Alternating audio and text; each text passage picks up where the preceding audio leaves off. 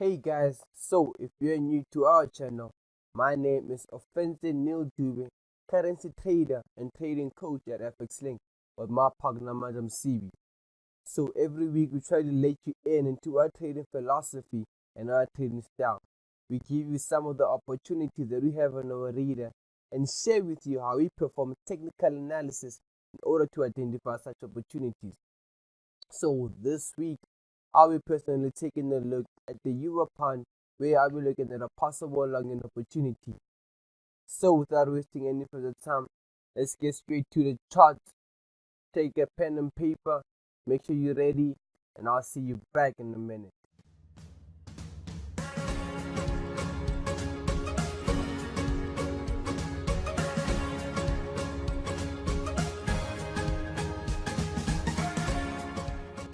So welcome back. Now for the more advanced people who've been with FX Link for a while now, for those who've graduated on our FX Link team, now I'm just kidding. So the first thing that we always want to do is to identify the overall direction of the market. Whenever I open my chart and I get in my high time frame, where in this case the daily chart is my high time frame, the first thing I always want to do is to identify the overall direction of the market.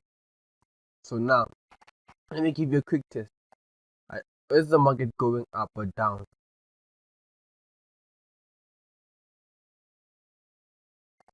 Now in this case the market is not going up or either down. Instead, the market is going sideways as in a consolidation or is in the range.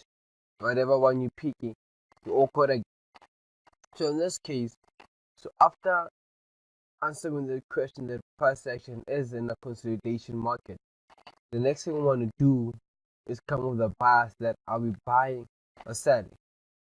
And in order for us to be able to answer this question, the next question that I want to ask is that how do we trade a consolidation?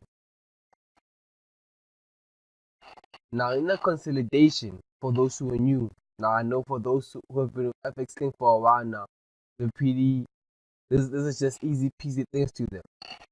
In the range market, we want to buy low and sell high. We want to buy low and then we want to sell high. So in this case, our supply level, our demand area over here, pardon me. Look at price action, the first touch, second touch, third touch, fourth touch, fifth touch, sixth touch, seventh touch, 8 touches. This is to show you how significant, or how can I rather put it, how important or psychological this area is. This is a major psychological demand area because we've been in the range market for the past 6 weeks. Meaning that as soon as price action starts to gives us a push down to this area, everybody just decides to put a buying order. And why is that? Look at this area. Even when sellers came in drastically and he had your buying order at this limit, buyers managed to push the price up. Same thing happened at that point. Same thing started occurring continuously. This becomes a psychological pattern. Meaning, look at this area. If you saw that for the past 6 weeks or for the past how many touches do they have? 2, 4, 6, 8. For the past 7 touches, as soon as price action gives us a rally down to this area, price action drastically pushes to the upside. Now this level is ingrained in people's mind and people's emotion that as soon as price action decides to give us a push at this area, they straightly put pending orders. And as you can see, if you can try to zoom in, look at what happened. As soon as sellers gave us a push down to this area, this is a daily chart. Look at how price action pushed down, but couldn't even close below this area. Where buyers came in aggressively, managed to push price up and suck the back up to this area, where we end up closing with the indecision candle, and after that we got a bullish candle. This is what I'm emphasizing. Look at how Look at how significant and psychological this demand area is at this point.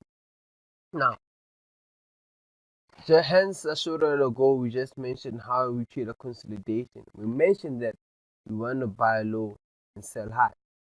So at this point, it's pretty evident that price action is at a demand area and it's at a low, meaning we want to buy low. Get that? So now, half of our job is done on the high time frame. We identified the overall direction of the market, which says it's in a sideways market.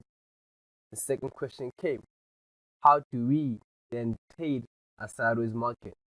And we mentioned all the clever traders from FX Link and also the new ones because it's starting to get a little bit grasp of this thing called Forex. We mentioned that we want to buy low and sell high. And why is that?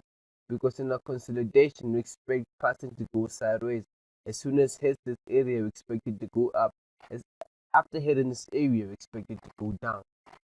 There's a consolidation, price like to move sideways. And we want to buy this point. So we came with a bias. This is the most important part on the high time frame. Come with the decision or bias on whether you're buying, selling, or standing aside. So now another thing I like to really take note of that even though we mentioned that we are buying at this point, something I like to highlight. Just pay close attention. Okay, let me try to zoom in, make it nice and visible for everyone. This is just the area I want to emphasize on. From this area, this is our bias. Look at how they push to the upside. And then it gave us a small retracement. Price action, price pushed up. Sellers came in back really aggressively, giving us close to 786 or 86 something retracement, pardon me. But this was a deep retracement. From there, price came in again, pushed up to this level. And okay, let me try to remove that. And we get another push up to the upside, another deep retracement, and then finally this is where buyers managed to give us the final push to complete our consolidation to this point. Now, what I want to emphasize on this part is that look at how buyers struggled to give us a push to this area. It took it close to 1, 2, 3, 4, 5, 6, 7, 8, 9, 10, 11, 12, 13, 14. We already at 14 days, 15. It's like 3 weeks. It took us close to a month or two in order to complete this consolidation, in order to complete the push to the upside. Because we keep getting massive aggressive retracement from sellers. And now, just look at it how sellers didn't even struggle or hesitate to give us a push to the downside. Now, although that we mentioned that we're looking for a buying opportunity, I just wanted to highlight and show you that how aggressive sellers are in this situation. Buyers look like they're slowly about to lose steam. Not yet confirmed that are they losing steam, but you can see that at this point sellers are aggressive and buyers are slowly dying off. Now, don't worry about this now. I'll try to explain it as we proceed while I'm showing you this. Now let me take my retracement tool from this X to A back to this level. Now, as soon as we step lower to hourly charges to pinpoint exactly how do we get in this chart. Now look at our 382 retracement back at this area. Now because I mentioned to you that sellers are aggressive in this point, I'm expecting buyers to give me a push up. Now at 382, if sellers will be looking to continue, the 382 retracement will be the most likely level where price action might reverse and continue to the downside. Now this is just to show you that in my case that as I see aggressive sellers, I wouldn't be looking to ride this trend up to the upside and be aggressive because I can see, as we mentioned, the buyers are slowly dying off and it might take us a while in order to reach this 618. 32 retracement could be the first reasonable take profit for us. But this is just on a high time frame. Let's try to switch down to a lower time frame to see exactly what am I talking about. So now half of our job is already down on the high time frame where we mentioned that we are looking for a buying opportunity. Price action is in an uptrend. We just hit a major psychological important demand area, and all we're looking for at this lower time frame is to pinpoint exactly where do we hop in on this trend. Now, in order to see where do I hop in, I use my tools, my Fibonacci tools. First off, I want to see the retracement from this overall X to A move back to this area. And now first thing we notice is that price action right at this trade already had hit our 32. It's starting to give us a push to the upside. But right there in this area, way past it and just close to the week over here, let's say we get a 1618, so this could be another significant area. Now, another thing I'd also want to do is to take my extension tool from this X to A. Now, this extension tool it's on terms that price action doesn't continue up and break this level. If price action continues down, then this extension tool will be valid. But now, assuming the price action does decide to retrace, then we'll be looking at this area from our X to A back to X. Let's try to zoom in to see exactly what is popping with our extension tool.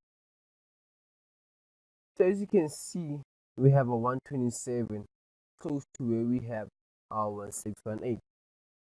So if, as I mentioned, if price decides to give us a slope to the downside, it might be looking to extend to this area where we have an area close to our 1618. So I'll be looking to take my rectangle tool over here and try to pinpoint this area. I don't know, 127, and if I drag it, okay, also including our 32 because it also seems to be a significant area.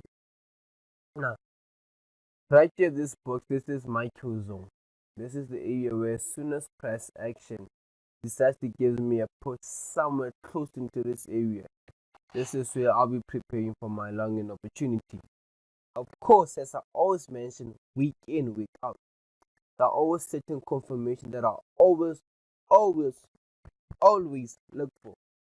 Despite what is happening, despite how I'm feeling, that I'm feeling extra happy or extra sad, or I just want $1 million, 1,000 pips, or I lost 1,000 pips, I always look for this confirmation because that is my trading plan and I stick to my trading plan. Okay, so again, hence I mentioned certain confirmations. And what are those confirmations? First thing, okay, let me try to remove some of this because you already pinpoint exactly what we were looking for.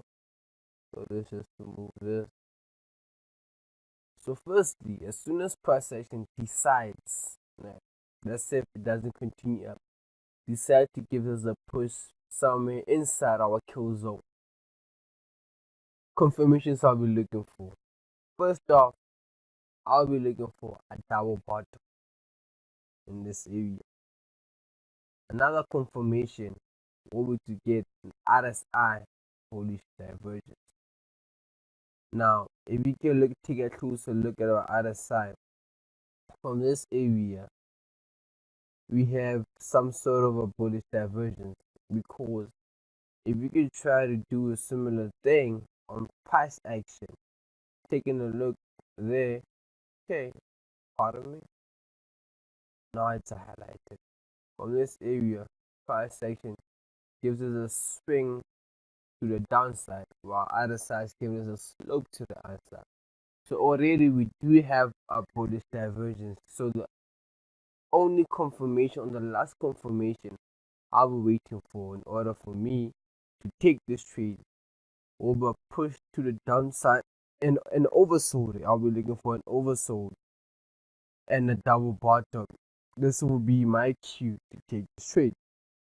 Okay, so after taking this trade, the next question, of course, will be how do I take my money, my profits, and go and buy my new Lamborghini? So, take profit.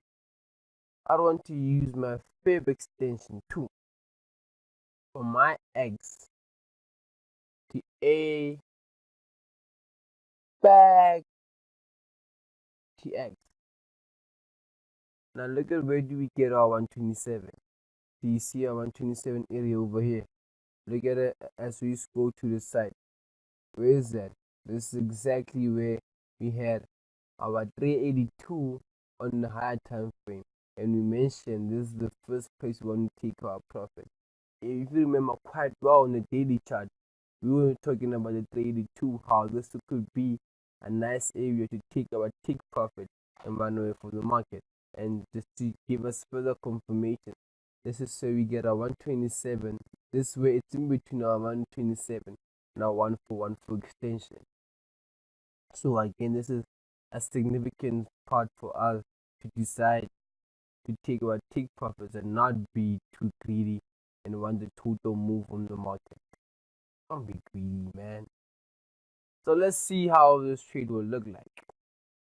So take this our two, our position two. Now, because we have a huge box, in order for us to know exactly where we enter the trade, we only have to get a double bottom. So for instance, we get some, because it has to touch this lowest low. So assuming that we have an entry somewhere at this area, first thing we're going to deal with is our stop loss. Stop loss would have to be below this previous low, this previous wick. And looking at the price action at this point is at a 43 already, so we have to put it 10 pips below, 10 to 5 pips below. So we could be looking at approximately stop loss of 50 pips. Now, first take profit would have to be if you're not looking to take the total move, first take profit could be or should be at the retest of structure. But as you can see, this would be an unfavorable trade because you will be risking 50 pips but take profit of 42 pips. So for most people, for myself in particular, this wouldn't be a nice trade to take. Personally, I wouldn't. It's not too bad of a trade because it's close to a 1-to-1. But for most people, they wouldn't be looking to take this trade. But the retest of structure could be the first area to take profit. And for extended targets, we could be looking at where we mentioned that we see at 82. Now, this could be a more better or favorable trade to take. Looking to take profit at your 82, you'll be looking at a total take profit of 70 pips. Because let me put it straight on this line. A total take profit of 70 pips for a risk of 50 pips. Now this is a 1:1.41 ratio. What do you call it? Reward ratio. Risk to reward ratio. So I hope you enjoyed this video that I had especially from my heart prepared for you. I hope you're good. I hope you have a great week, a profitable trading week. And don't forget, make sure I'm looking at you. Don't leave this video without hitting that like button below and the subscribe button below. See you over there. I see you trying to run. Don't close that. Hit the subscribe button. I'm kidding. Well, for me, offensive to it. I've had a lovely I've had a lovely 10 minutes with you. Hope you enjoyed this video. Show us love, show us support, and I'll see you next time.